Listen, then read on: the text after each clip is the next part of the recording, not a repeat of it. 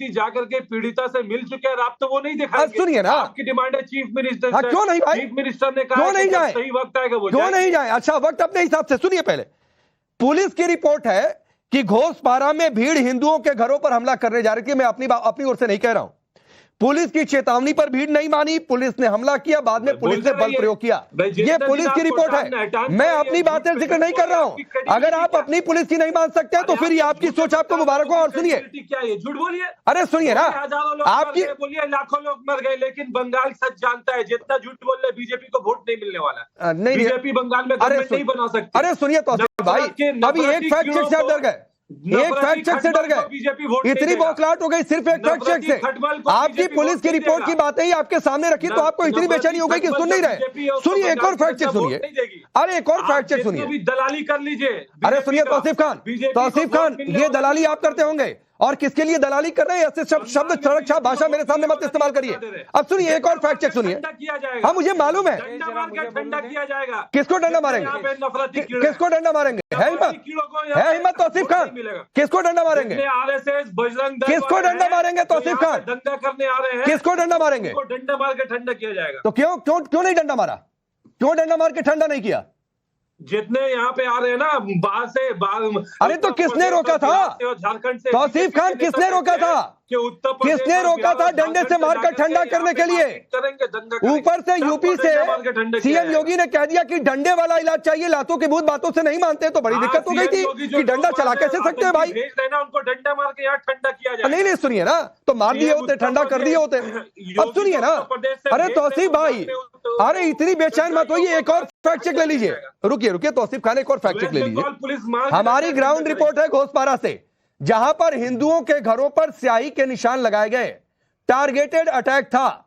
उन्हीं घरों पर हमला हुआ जिन घरों पर हमले से पहले स्याही के निशान लगे। दल का मोडस ऑपरेंडी है। बजरंग दल ऐसे गुजरात को जलाया था। अच्छा, ये बजरंग दल वाले घुस रहे हैं यहाँ पे, बंगाल में ऐसा कुछ नहीं। तो रोका क्यों नहीं?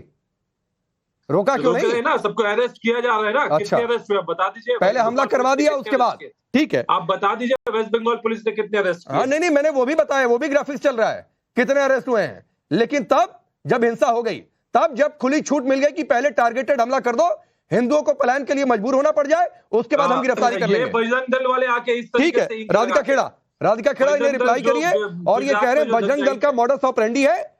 ये मानने को तैयार नहीं है कि इनकी आंखों पर वोट बैंक की पट्टी बंधी है। देखिए, वोट बैंक की पट्टी कैसे बंधी हुई है ममता बनर्जी की सरकार के ऊपर, इसका मैं फैक्ट चेक इन्हें करा देती हूँ। वेस्ट बंगाल में कुल मिलाकर 37,945 गांव है, मतलब कि 38,000 आप ले लीजिए गांव है। उसमें से 8,000 गांव ऐसे हैं जहां पे आज की डेट में एक भी हिंदू परिवार या एक भी हिंदू नहीं रह गया है, क्योंकि उनको पलायन करने के लिए मजबूर कर दिया गया। 38,000 में से 8,000 गांव बिल्कुल ही जीरो पॉपुलेशन ऑफ हिंदू। तो ये एक साथ, और आप देखिए ना, इनके जो मेयर हैं कलकत्ता के, और वो साथ साथ अर्बन डेवलपमेंट मिनिस्टर भी हैं फिरहाद हकीम, वो क्या कहते हैं जब रिसेंट में ये खबरें आई कि अभी हिंदुओं को पलायन करना पड़ रहा है वक्फ बोर्ड के खिलाफ जो प्रदर्शन हो रहे हैं उनको लेके, तो वो कहते तो क्या होगा, अपने प्रदेश में एक जगह से उधर तो जा रहे हैं, तो ठीक है इनको भी कह दीजिए, ये भी शिफ्ट कर लेते हैं, ममता बनर्जी को भी शिफ्ट कर देते हैं, फिरहाद को भी।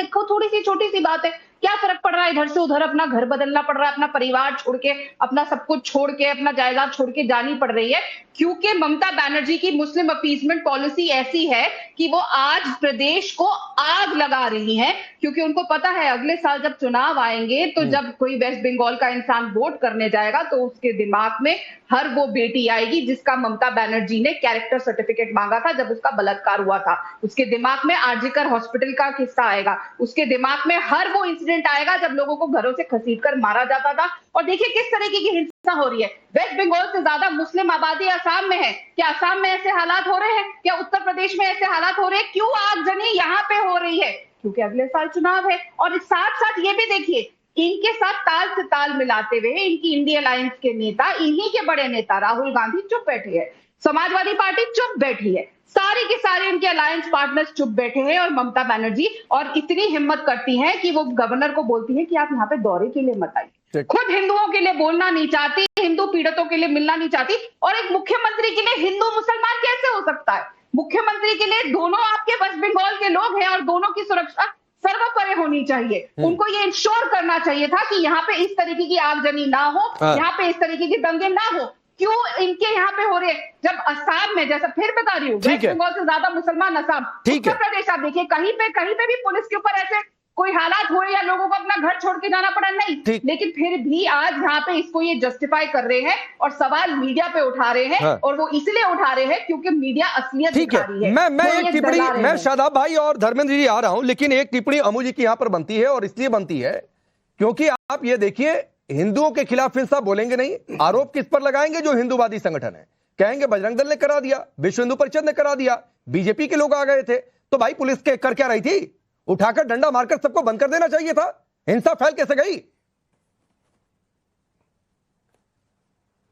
राकेश जी, मेरा एक अनुरोध है, ये जो आपने राजनीतिक विश्लेषक तौसीफ खान साहब के नाम के ऊपर लिखा हुआ है, इसको हटाइएगा। मेरा अनुरोध है, ये जिस पार्टी का सपोर्ट करते हैं उसका नाम लिखिएगा, अच्छी बात है।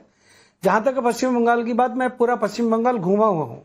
मुर्शिदाबाद की बात हो, मालदा की बात हो, कलकत्ता की बात हो, मैंने बहुत कई बार वहां पे दंगे देखे हैं। और इस बार जो हो रहा है वो पहली बार नहीं हो रहा। मुर्शिदाबाद में, मालदा में अनेकों बार दंगे हुए हैं। अरे ममता बनर्जी के राज में हुए हैं। जिस प्रकार की, मेरे को तो अचंभा इस बात का है कि राहुल गांधी, अखिलेश यादव और ममता बनर्जी एक ही तो ग्रुप है, ये एक ही तो लोग हैं, इनका गठबंधन है, महागठबंधन है। और ममता निर्ममता के काम कर रही है। बच्चियां कह रही हैं हमारा बलात्कार करने तक की नौबत आ गई, हमारे को घर जलाया जा रहा है, टारगेट किया जा रहा है। राकेश बाबू, मैं आपको इतना कहना चाहूंगा कि बहुत बुरा हाल है। ये तो करनी सेना ने भी पश्चिम बंगाल की एंट्री नहीं करी, नहीं तो ये कहते थे बीटी में बीजेपी की। मैं आपको फिर बता दूं, अधीर रंजन चौधरी कांग्रेस के नेता है, संदीप दीक्षित कांग्रेस के नेता है, अधीर रंजन कुछ और बोल रहे हैं, संदीप दीक्षित कुछ और बोल रहे हैं, अखिलेश यादव कुछ नहीं बोल रहे। कारण एक और है, इन लोगों को हिंदुओं के ऊपर जब जुल्म होता है वो नहीं दिखता। नहीं, एक मिनट, अत्याचार होते हैं। तौसीफ भाई, जो दंगाई थे उनको डंडा तो मार नहीं पाए। यहाँ पर अमू जी कह रहे हैं कि डंडा, अभी तो करनी सेना बंगाल में गई नहीं है, आप कह रहे हैं कि इनको डंडा मार के ठंडा कर देंगे करनी सेना को। जो दंगाई थे उनको तो आप डंडा मार नहीं पाए।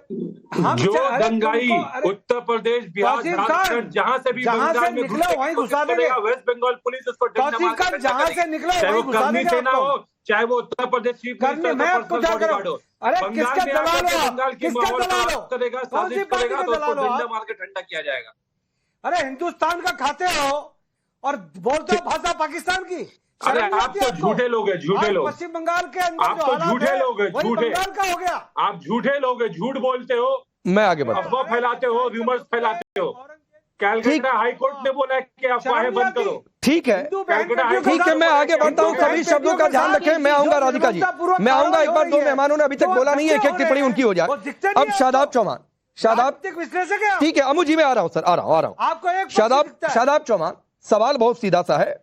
वहां पर महिला आयोग ने कहा है कि धार्मिक नारे लगाकर लोगों से बर्बरता की गई है। सोचिए अगर ये कहीं और पर हुआ होता तो क्या होता, नंबर एक बात। दूसरी बात है कि मामला कोर्ट में है, उसके बाद भी जलसे पर जलसे हो रहे हैं। क्या तो हम सड़क पर उतरेंगे, क्या तो हम माहौल बनाएंगे? भाई चाहते क्या है? कोर्ट की नहीं सुनेंगे क्या?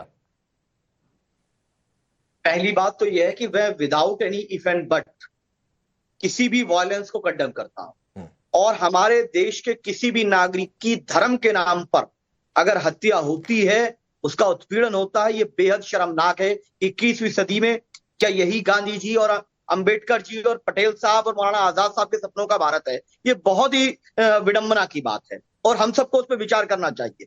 एक दूसरे पे आरोप प्रत्यारोप में बहुत लंबी बात हो सकती है, लेकिन इसमें हम सबकी जिम्मेदारी है, जो भी राजनीतिक सामाजिक प्रतिनिधि हैं, सबकी जिम्मेदारी है, उसको जिम्मेदारी लेना चाहिए। दूसरी बात आती है वक्फ एक्ट पर।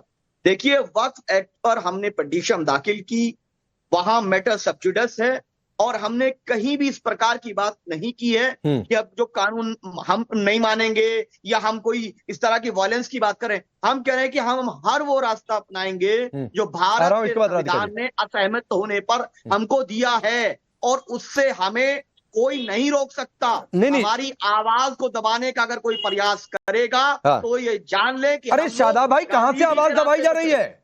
मैं तो ये पूछ रहा हूं कि अगर मामला सब जुडिस है तो फिर ये दारुसलाम में आज की बैठक का मतलब क्या हो गया? अगर मामला सब जुडिस है तो ये मैंगलुरु में इतनी बड़ी संख्या में जुटान क्यों हो रहा है? मामला सब जुडिस है तो फिर ये क्यों कहा जा रहा है कोर्ट ने हमारे मनमाफिक फैसला नहीं दिया तो सड़क पर देख लेंगे फिर?